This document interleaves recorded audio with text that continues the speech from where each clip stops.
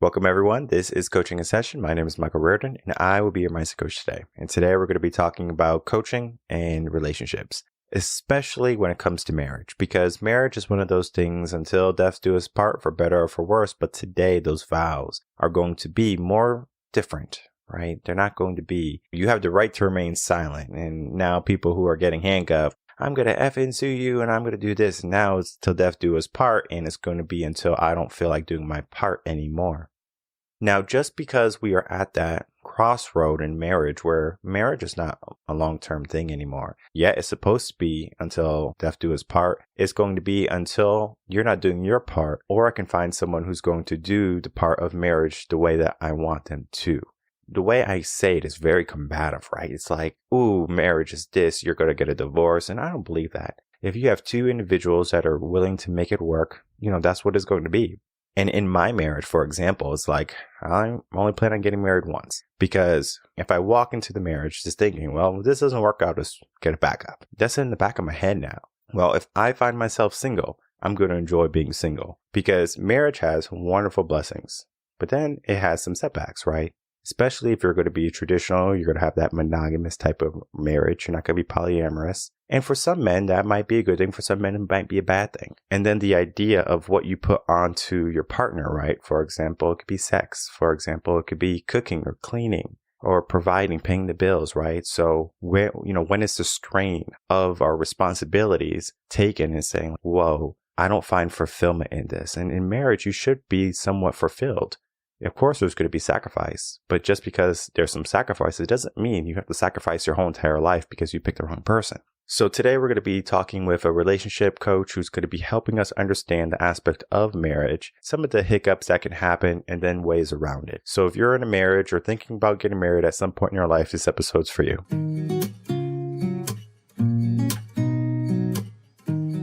Welcome, Jeanell Greene, to Coaching in Session. How are you doing today? I'm well, thanks. How are you?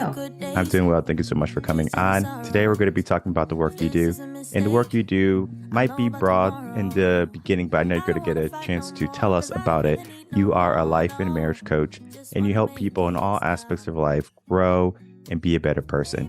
Now, I know life coaching is something that has become a popular trend, and relationships have been on the rise where people are like, okay, I'm struggling in my relationship. They need someone there in their corner. And I know the conversation today that we're going to be having is going to help people how to get their life back on track. But in your own words, can you tell the world who you are, what you do, and how you help? I'm a leader. I'm a speaker. I am a wife of 17 years. I believe that I've been put on this earth to bring love and healing to the world. Really what I do is I help people save their families and their marriages. Many of us were not taught how to have great relationships. Our parents were never taught how to have great relationships. And so, I'm on a mission to transform what it means to be married.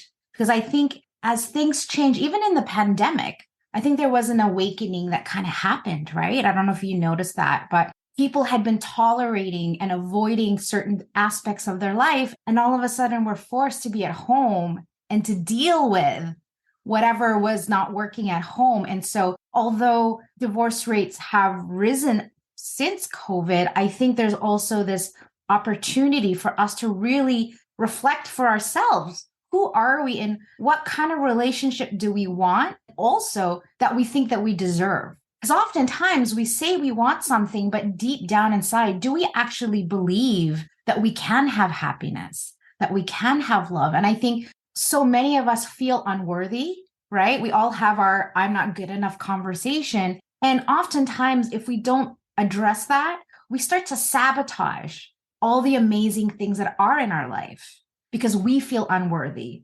And then on the flip side, and this is kind of where my work comes in, is that when we have issues in life, when we're not happy, we automatically go to looking outside of us for the problem and for the solution. And what I do with my couples is I really get them to look within and say, okay, well, I got that you have this problem with your spouse or your partner, but let's look inwards first. Because if you can't love yourself and forgive yourself and accept yourself, how can you love, forgive, and accept the people around you when you haven't even learned that distinction for yourself? Yeah, like relationships have become more of a, I guess you could say, seasonal thing where it's like I'm in season right now, or you might hear about this is the hot take, a situationship, right? So I'm in a situation with someone where they're in it for a moment. But when we look at relationships, like especially the old school and traditional relationships, they're long term, they're long lasting, right? You have more Yeah. high school sweethearts in the past than you do today. Now it's Yeah. kind of like I'm with someone for a summer, a year, and then Mhm. you're on to the next person. Why do you Mhm. think that transition from being something that was long term to being so now short term and abrupt? Yeah, that's a really great question. I've actually never been asked that question, and I'm super excited to answer this question. I think it's because, and you might agree or not, but I believe we're kind of in this society where we always are looking for the next best thing, right? It's like okay, I just want a car. Okay, no, now I want a new car. Okay, now I want a $100,000 car. Same thing with a house. It's like okay, I just want a house. No, no, no, I want a real house. No, no, I want a detached house. No, I want a mansion. And so we're always never happy. And we're always thinking about, is there something out there that's better? Even for us, and going back to the I'm not good enough conversation that we have with ourselves, we're always constantly comparing ourselves to other people. And so no matter how hard we work at being the best that we can, it feels like we're always failing because we're always comparing our worst day to someone's best day. And especially with social media, right? Where everybody shows up happy and look at me in my nice car and look how much money I'm making, when that's such a very, very small, peek into someone's life, right? When we see these, like Tony Robbins, for example, we look at him and go, wow, look at him. Like, how amazing. I could never be that. But we sometimes forget that even Tony started in a very, very modest and very humble beginnings, but we don't think about that. And so we're constantly unhappy and trying to think and thinking that happiness is getting that new job or getting that new car or buying that new house, when really it's about us feeling worthy and happy with who we are and what we have. Yeah. Here in coaching a session, I'm going to say this as a disclaimer so we can have a real good conversation. There is no arguments. We are always going to be respectful. We're always going to respect other people's opinions and beliefs when it comes to just asking questions. So, like, if I have a different opinion or belief, it's not going to be like, no, you're wrong, Jeanell. I don't believe that. Yeah, I I, know.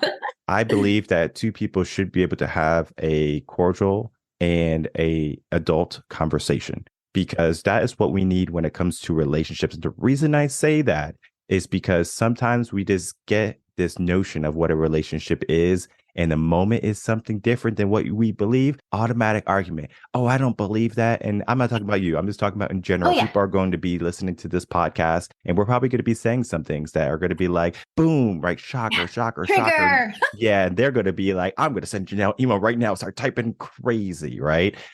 Listen to what we have to say. And then, of course, look at your life and maybe it reflects, maybe it doesn't. Yeah. So I want you to understand that to all the audience members because relationships have become very complex. They're Yeah. not as clean cut as they used to be, where you Yeah. find someone you love, you stay with them for the rest of your life. You might have a hiccup along the way, but you get back together and then you guys live a happily ever after life, right? That's that Disney fairy tale where Hollywood has showed you what a relationship is, like, for example, The Notebook or something like that, right? I want a relationship like this. Okay, do you? Sometimes people are like, well, I want something adventurous, right? Because something gets old and things like that. Well, how do you keep things fresh? How do you keep things Yeah. new? How do you keep things the way that you want? And there's Yeah. a notion, right? Sometimes people grow together, sometimes people grow apart. And we're Yeah. going to be talking about that. Before we talk about that aspect, I wanted to get your definition of what is a traditional relationship versus a modern relationship. And then from there, we can start to dissect the different two. So if someone's having a traditional value type mindset and they're like, I want a traditional relationship, they know how to get it. And if they want a modern relationship, what is that? How do I get that? So in Mhm. your own words, what is a traditional relationship? And then what is a modern relationship? For me, to me, I don't make that distinction because at the end of the day, it's whatever works for the two of you. Do I call my relationship modern or traditional? I don't know. I try not to label things as good, bad, or traditional, not. I just think it's really a creation that two people have. And so, as a marriage coach, I'm this whole polyamory and open marriages is a new thing for me. I was like, oh, I didn't realize this was as popular as it's now becoming very evident to me. So I guess in that realm, yeah, I think I have a pretty traditional marriage. I've also been divorced as well. And so, is that traditional? No, not really. I just think that my husband and I have one of the benefits that my husband and I have is that we had two parents. We both had parents that were very loving and affectionate and respectful. And if I were to sum it up in one word, it would be teamwork. And so we had really good role models to really show us that no matter what happens, you're on the same side. You're not working against each other. And I find myself reminding my clients that if we want peace in the world, we can't have it if we can't even have peace in our family. And at the end of the day, really, of course I do this work because it makes a difference for couples. But at the end of the day, what I'm really about is healing our future generations and equipping our children and our future children and their children with the basic necessities of like how to relate to other people and more importantly, how to relate to ourselves. Because, I have clients who call me because their 10-year-old daughter, after watching them fight, has said, I never want to get married. And so now we're creating this fearful generation of people who would rather just focus on work, making money, instead of really experiencing what life is all about, which is love and service and gratitude, not all the materialistic stuff. And, my background is sales, and I used to make six figures before I became a coach. But then, as I sort of turned around, when I turned about 40, I realized that all the cool novelties that this money has generated for me is great, but that's not what happiness is, at least not for me. And so I ended and completed that phase of my life where I said, you know what? I proved to myself that I'm successful, that I can make the money I want. And now I'm at this next phase of my life. I've really dedicated myself to being the space that so few people have in their relationship. When I was going through my divorce, nobody knew that this was happening, that we were in breakdown. To the public eye, we were great. And so it's a privilege for me to be with these people who are feeling shame and guilt, abandoned, they're lonely. And I love being that space where they can cry, especially men. I think a lot of men have been taught not to cry, not to show weakness, not to be vulnerable. And when we can share that moment together, it's a pretty magical moment for me and an honor, because I am clear that this is something that is a miracle, really, to allow them to just open up to someone that they just met and to feel heard. Because a lot of couples, we don't know how to listen. Right. And so they're like, wow, to just feel heard, to feel validated, to say, hey, how I feel is not only okay, but it's awesome and it's great. And it's like the first step to really unpacking why the pain is there. And so, I really love the work that I do, and it makes a difference. And I don't know at the end of my life how many people I'm going to impact. The number I gave myself was 10 million. I said, I want to impact 10 million lives. That's what I'm committed to. I don't actually know if I'm ever going to hit that number, and it's okay, but that's what I'm committed to. That is the energy and the version of myself that I know needs to show up in order to make the difference that I want to make in my life. There is no wrong relationship, I think. I believe that you can have any relationship you want. So if you want to have a modern relationship, that's fine. You want to have a traditional relationship, that's fine. There's not like, oh, right, if you have a modern relationship, you're doing things wrong. I don't believe that. I believe you should have whatever relationship you envision for yourself and what's going to bring you to the ideal relationship that you have in your mind or that you have set for yourself. Because you might say, I want to travel the world alone, but yet you could be married. Maybe you are with someone who doesn't like traveling. So that's like a perfect mix. All right, I'll stay home, take care of the dogs or whatever I have to do, the kids. If you want to travel, go travel, right? That's a good team right there. It's an effective team. But yet, if you go on a trip with someone, you need to go with your partner. Otherwise, you're alone and people don't like being lonely. We talked about that already a little bit. So a relationship is going to be, again, unique to what you're envisioning for a relationship. However, Hollywood has told us something different. Hollywood has told us what type of relationship do we have to have? What type of family dynamic do we have to have? What's allowed? What's not allowed, right? What are the red flags? What are the good things to look for? So now we're just operating under a notion that's not our own. So, oh, I need to have long hair. I need to have long nails. I need to go to the gym so I get a big butt. Whatever it is for ladies. For guys, I have to go get a 6-pack abs. I have to wear some things in my shoes so I can be a little bit taller so I can hit that 6 feet mark, right? So we look at the aspects of what is the other people's preferences and then trying to attain those preferences when really you can be 5 feet or less than 5 feet and you can still find someone that you love and admire. And it doesn't matter about height. It doesn't matter about looks or bank count. It's about the person, right? Looking at the person. Now I want to talk to you about values because you were in a really unique situation where you were married and then you decided to separate from your former husband. Now you are together with someone you really love and truly admire. I wanted to talk to you about the difference in the values between the relationships. And did you even look at the relationship values in the beginning when you were maybe younger with the first marriage? And then how you look at your relationship now, is it more value orientated? Hindsight is 2020, right? When I look back, I think I was 24 when I met my husband, my first husband, and my dad had just passed away. And being Filipino, there is this expectation, right, about kids and getting married. And so as soon as you hit like 18, it's like, when are you gonna have kids? When are you gonna get married? So there was this sort of time, the women listening to this know what I'm talking about. There's this like this time, right? The time, the sands of time where we're like, okay, we need to get pregnant, I need to do this by this date. And when I really think about it, I think I said yes, because I was afraid that no one else would ask me. I was afraid of being alone for the rest of my life. And on paper, it was great. Good job, check. Handsome, check. Had all his teeth. The things that I thought were important in a marriage, he had. So I was like, okay, how bad can this be? I think I had some really specific expectations based on what I saw from my parents about what a marriage should look like.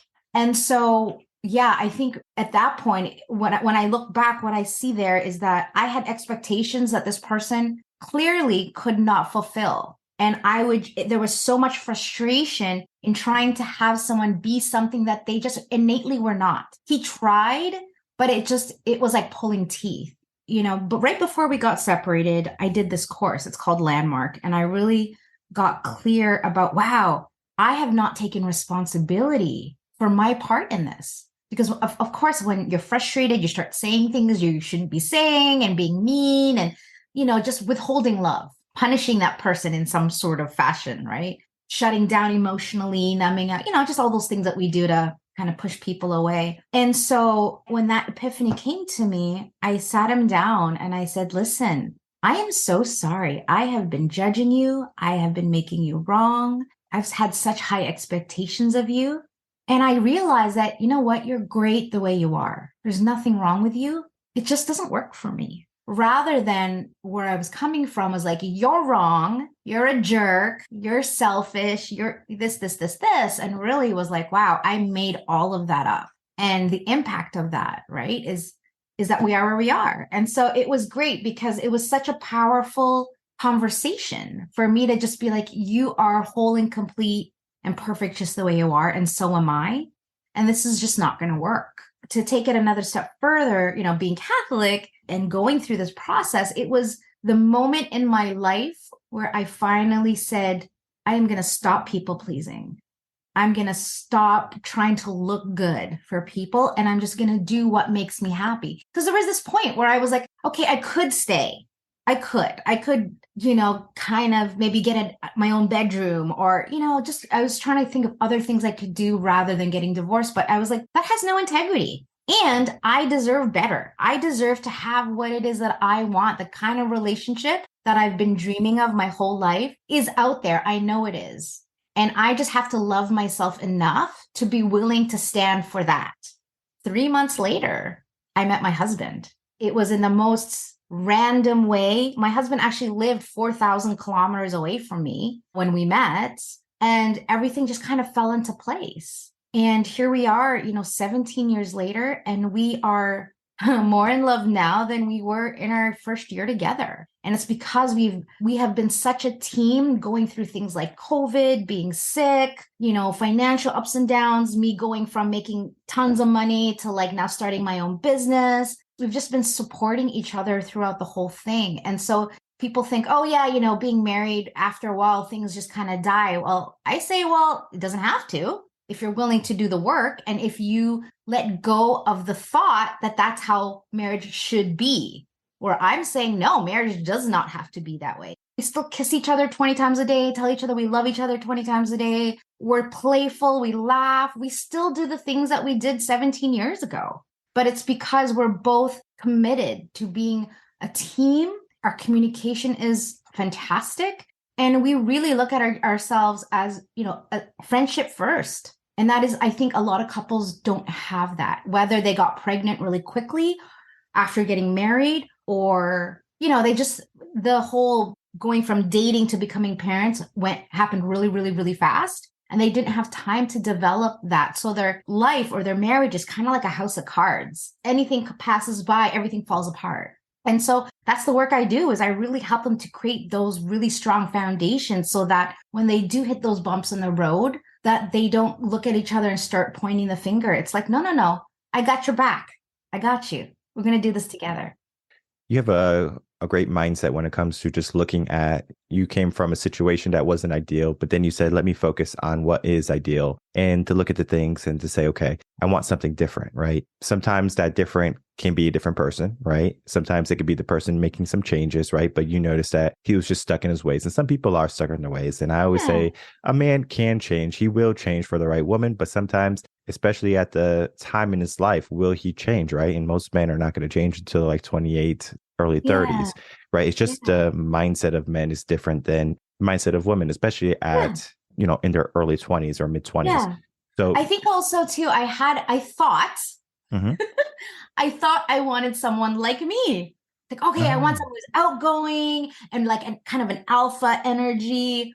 Oh my gosh. You were like butting heads like crazy. My husband now is like polar opposite. He is quiet and shy and he's sweet and he's very soft hearted and has a very strong feminine energy, very intuitive. So when I introduced my husband, Michael, to the rest of my family, and I had been dating a certain kind of type of man up until that point, my family's like, I don't get it. I was like, yeah, I get it. I get that you don't get it because I've never dated someone like this because I thought I knew what I wanted. And then when I met my husband, I was like, no, this is what I want.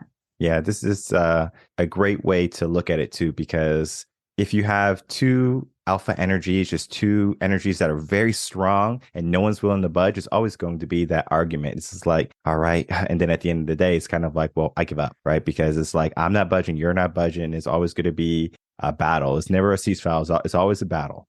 Yes. And most people don't want to fight their whole life. Most people want to have peace. They want to find some balance and they want to be happy. Like to your point, they want to be happy. They want to live a life that is fulfilled, whether that be with the perfect person or with someone who they think is ideal, right? And that's what happens initially, right? When people are finding their first partners, this person looks great on paper. They check all the marks, right? They're tall, they're handsome, they have all their teeth, they are somewhat kind or whatever, so we can go down the list of things that, I'm seeing that other people have, but just because what other people have, it doesn't mean you have to have it. Because if I look at my parents' relationship, it's the total opposite of what you have. My dad was in and out of the picture, he was doing his own thing, and my mom could have easily said, I'm done with this, right? This is too much work. This is crazy. But again, my mom is Catholic too. She has traditional roots from her mother to her grandmother to her great grandparents. All of that right there was instilled into her. Now we have broken households, right? So we have just parents co-parenting or single parent households. Yeah. So there's not really that foundation that we can see anymore. Similar to how you were able to look at your relationship with your parents, you saw love and affection and care and teamwork, but you weren't getting that in your first marriage. But then in your second marriage, that's what you were looking for. And it just took a different type of person. Yeah. So I wanted to talk to you about when someone is really looking at marriage now, what are going to be the appropriate things to look at today rather than just our ideals?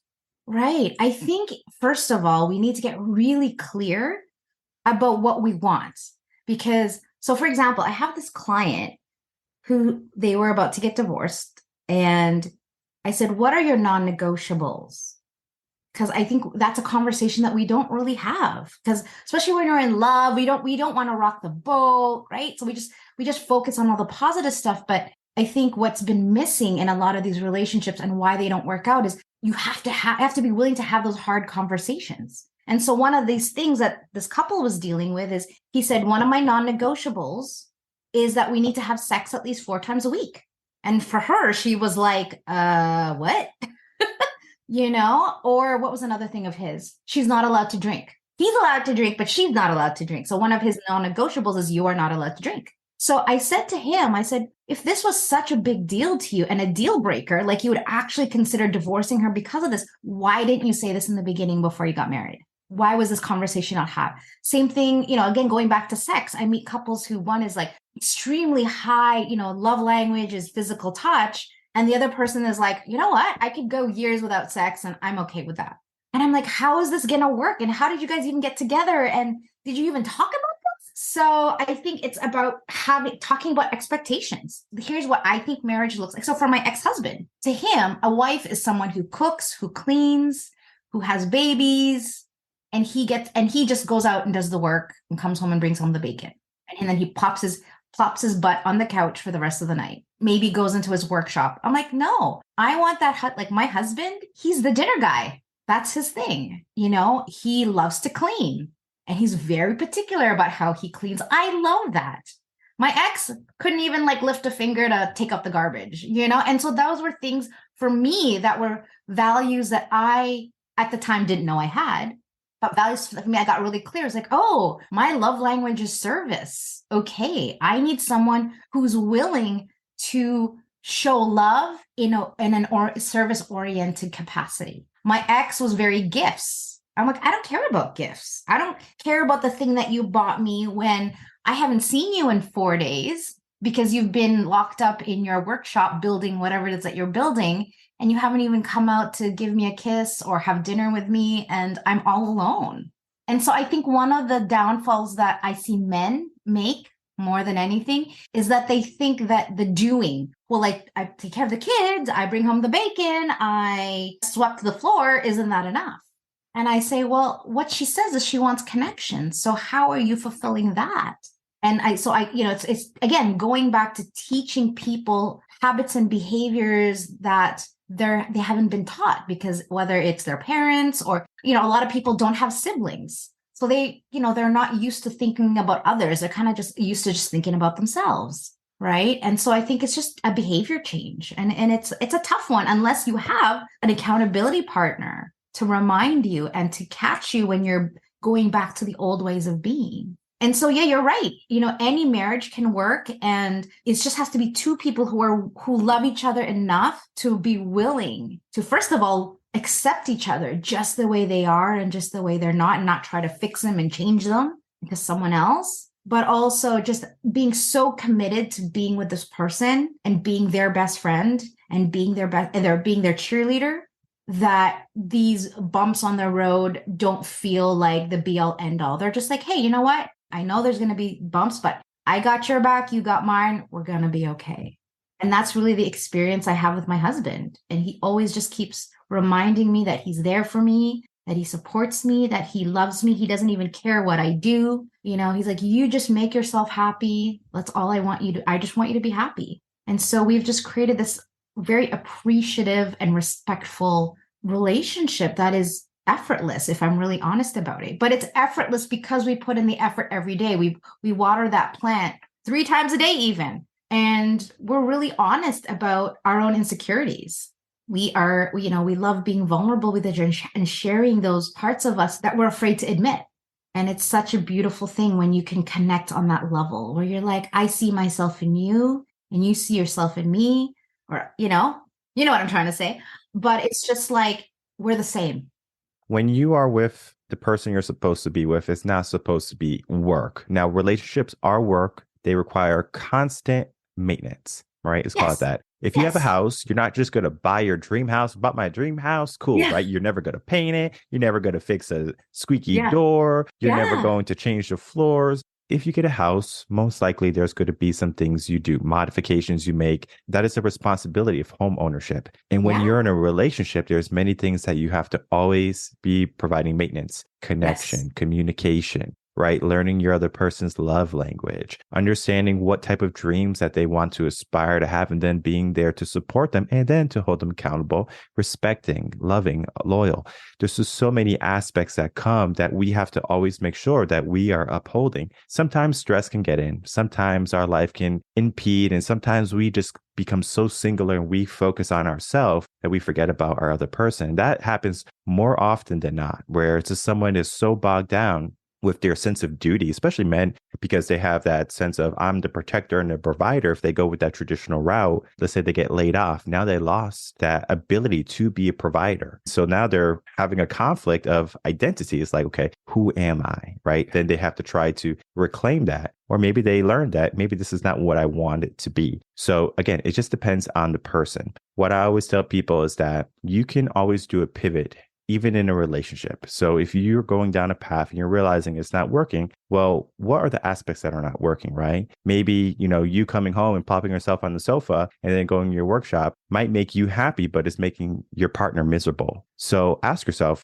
do you really need this, right? So kind of like how we talked about, or you talked about your non-negotiables. Do you need to go into your workshop? Is there something else that you can do? Instead of having that workshop time, maybe you have a family movie night. And you can schedule that. It's things that you can do to create that connection and not take away hobbies. I think sometimes people think, oh, I have to give away all my hobbies. I have to stop going fishing. I have to stop going out with the boys, or I have to stop going out with the girls, or I have to stop drinking. That's the other person's insecurities and the idea of, well, I have bad habits because of you. So they're blaming the other individual for the actions that they're doing or the inactions that they're not taking. So there's a lot to relationships, especially when we look at it from the lens of a modern relationship. And then in the modern relationship, is going to be focused on what do I need in order for me to be good. So then the relationship is good versus the traditional is I have a role. Let me fulfill my role the best way I possibly can. It doesn't matter which one you have. Just understand this is the one you have. So if you have a traditional, just understand you're in a traditional. If you have a modern, just understand you're in a modern. I even have a thing when I work with people, because I do relationship coaching too, where I have traditional with modern flares and modern with traditional flares is what I call it.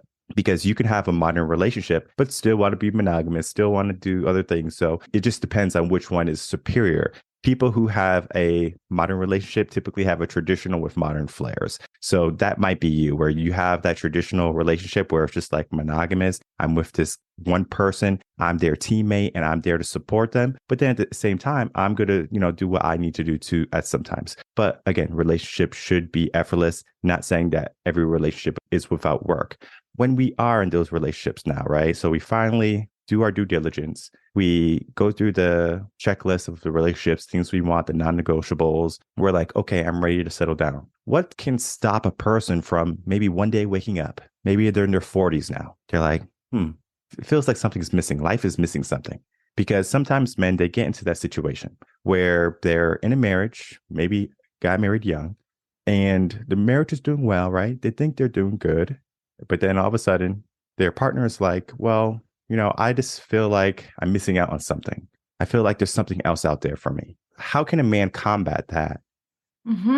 That's a really great question. So the first thing I would say, if there's any guys out here like listening to this conversation, is when a woman comes up with a complaint, like what you just said, right? You don't spend enough time with me. You're always out with the boys. You're always in the workshop. What's right there is like, oh, she's not happy. I'm not doing enough. I suck. All of those. I am a failure. And what I would remind people is that under every complaint is always a desire. But yet we focus on the complaint rather than desire. And so what we're doing is we're resisting, we're justifying, we're defending, rather than going, okay, so what's she saying? Oh, she's saying she wants more time with me. Okay, how can I create more time for her? So I think it's just being able to listen in a loving way and not, I think a lot of us, because of our own insecurities, when someone says they're unhappy with us, we automatically like take that in as though it's our thing. And sometimes it is, but sometimes it's the other person. Like maybe they don't love themselves. They feel insecure and they're looking out in the world and going, okay, what could possibly be the reason why I feel this way? And the automatic, right? Because you're right there. Oh, it must be my marriage. And so I think first of all, guys, is first of all, just get the communication without trying to fix her or trying to dig too much into like with the whys, but really just get it. It's like, yeah, I got it.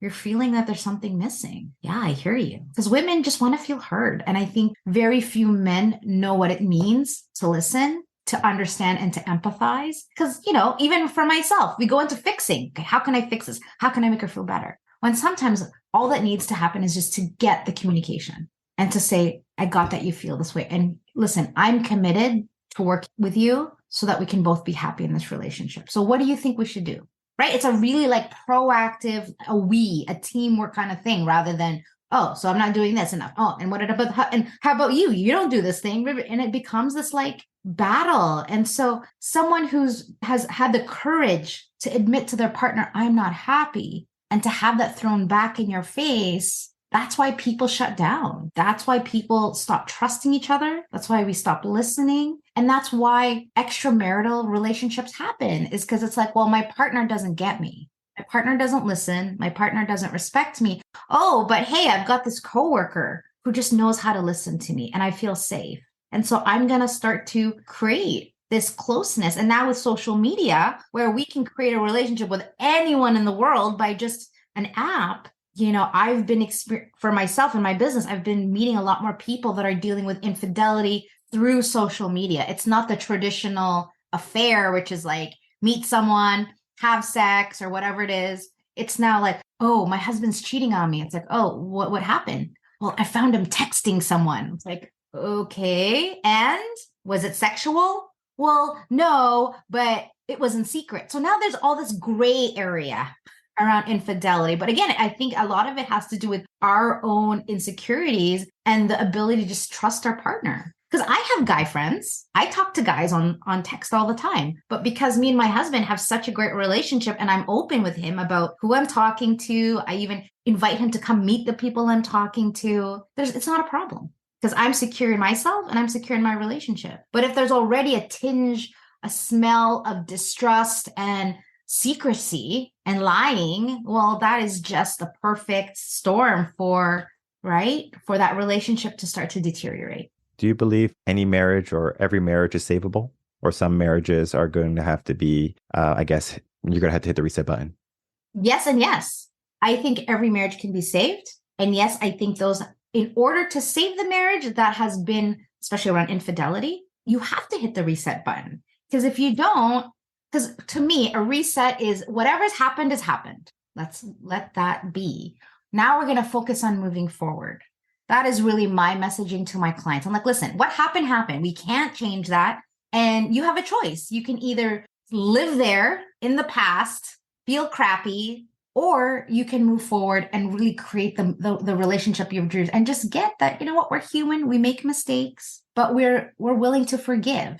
And I think forgiveness is one of those things that very few people actually understand what it is. And so we have a really hard time forgiving ourselves, and we have a really hard time forgiving others, especially when it comes to our partner. And what if there was a non-negotiable somewhere there? Let's say distrust, right? We had some infidelity, right? And that could be one of our non-negotiables. If you go out and you are with someone else, I can't see you as the person I love anymore. There's no reset there, right? I get this question a lot. People say, can I save my marriage? I say, absolutely. If you are committed to that, because that's all it is. With humility, I can say I can save any marriage. But if either person is a no, it doesn't matter what I do or what the other person does. If the other person is not willing, it's like playing on a team. You can't play by yourself. You need someone to pass to. And if that person's unwilling to catch the ball, then what's the point? Quick story, when I was 9, my dad cheated on my mom with my mom's best friend who lived in our basement. And he got her pregnant. And he left almost 4 years. I was 9, my sister was 6, and my brother was 3. We were very young. The universe would have it that 3 years later, my dad would get ill and he was put on a transplant list. He came back to my mom. This whole time, the 3-4 years, my mom was at church. I'm no joke, every day. just praying. Because I remember being a kid and just being at church, kind of like looking around like, hey, mom, when are you going to be done? Right. But that's a visual that I have is my mom on her knees just praying. And so then my dad came back and he said, listen, I'm sick and I need you to take care of me. Will you take me back? And my mom said, yes. And she said, I have 2 conditions though. Number 1, you never go back. If you're here, you're here. Second rule, we never talk about this ever again. We forgive, we move on. She held her word. And there would be times when my dad would be filled with guilt and he'd start to, I'm so sorry what I did. My mom's like, no, I don't want to talk about it. We agreed.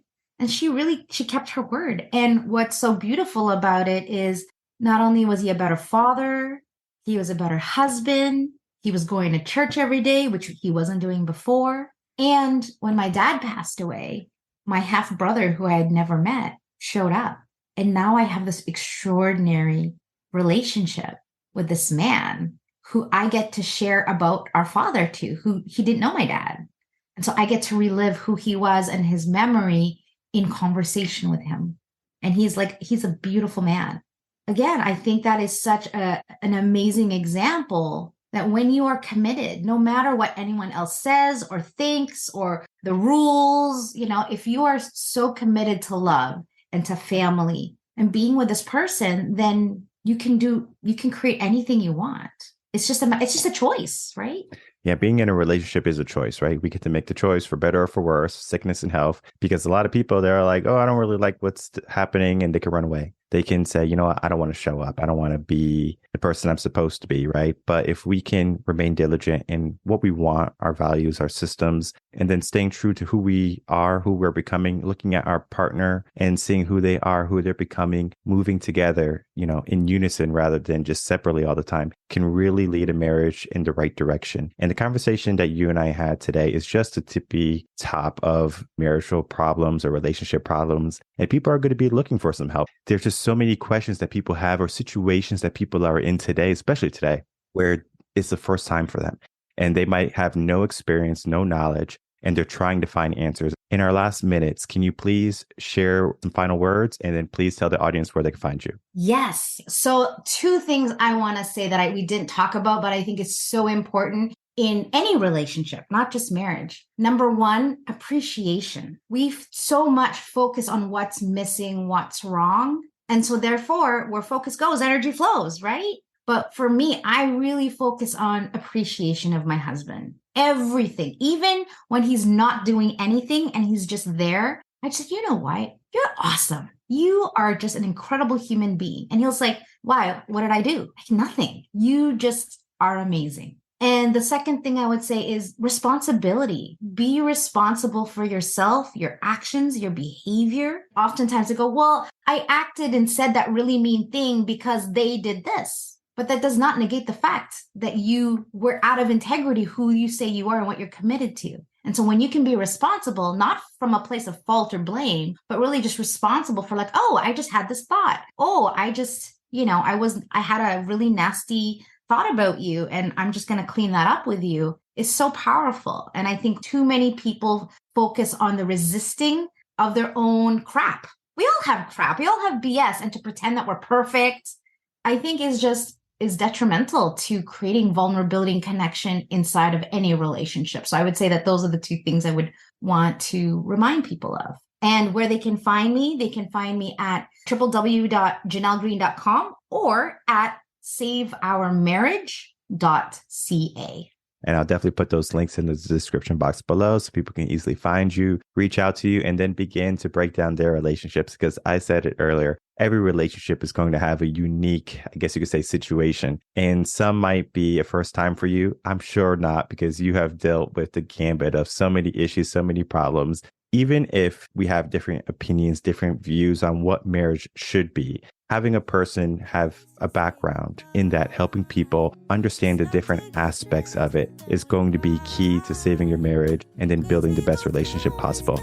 All right, everyone, I'd like to thank you for watching the episode with Jeanell Greene and myself. As you can see, she's going to be someone who's helping people in their relationships get back on track and then to save their marriage. Because yes, you can save any marriage as long as both individuals want the marriage to be saved. Because if you had someone already checked out and they're like, I'm checked out and I don't really want to do anything with this person, regardless of the kids, regardless of values, it's just like, I'm already checked out. That person is going to go do their thing. Similar to how some people, you might say, don't touch a stove, don't touch a stove, it's hot. You tell that to a kid and then the kid is like, well, I'm going to touch a stove anyway. I'm going to put my hand in the fire because I need to learn from experience. Some people need to learn from experience where it's not so much a person be happy, it's that I make me happy. So we have to do the work ourselves.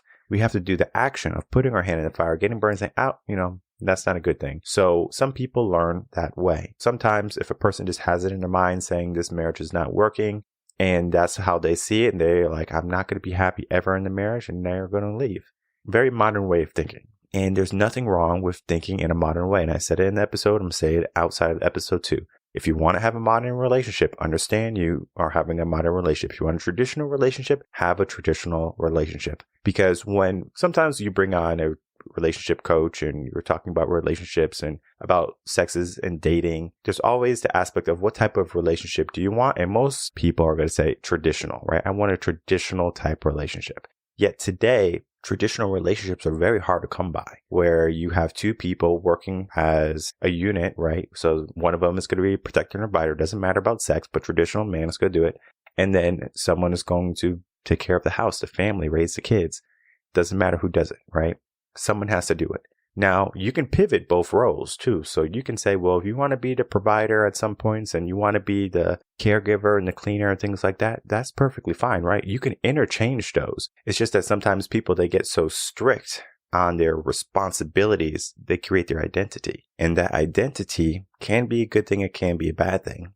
Yet today, it is more often a bad thing, where we get so caught on our roles where we don't remain flexible. And in a relationship, you have to be flexible. Because if you're not flexible, if you're not able to put yourself in the other person's shoes and to look at the other person, you're always going to have some hiccups. Communication is going to be one of the key factors there, where you just have to be able to communicate what you want. And then if there's going to be non-negotiables, there's non-negotiables in there. But be reasonable too. We talked about, someone wanted sex 4 times a week. So that's every other day. Maybe the other person has a headache or things like that. Do they still say, okay, well, I'm going to make sure that you're taken care of?